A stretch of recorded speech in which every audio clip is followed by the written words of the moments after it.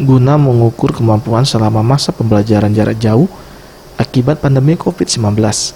Sebanyak 350 peserta dari 53 sekolah dasar mengikuti tryout online.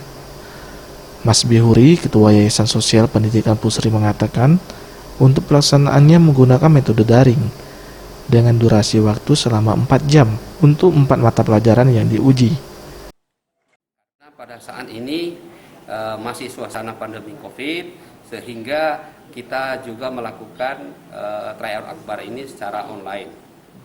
Ada 4 mata pelajaran sesuai dengan yang PUN.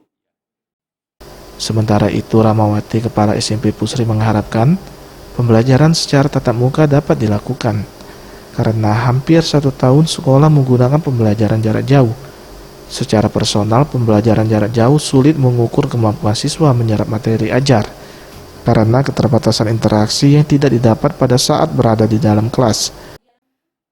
Orang tua mengeluh karena untuk PJJ ini yang berperan aktif karena siswa belajar dari rumah, otomatis orang tuanya yang terlibat langsung. Kalau tatap muka itu kita pihak guru yang terlibat langsung dengan para siswa. Peringkat terbaik 1-3 tryout online ini mendapatkan piagam serta uang pembinaan dari pihak pelaksana. Tim Liputan Sriwijaya TV.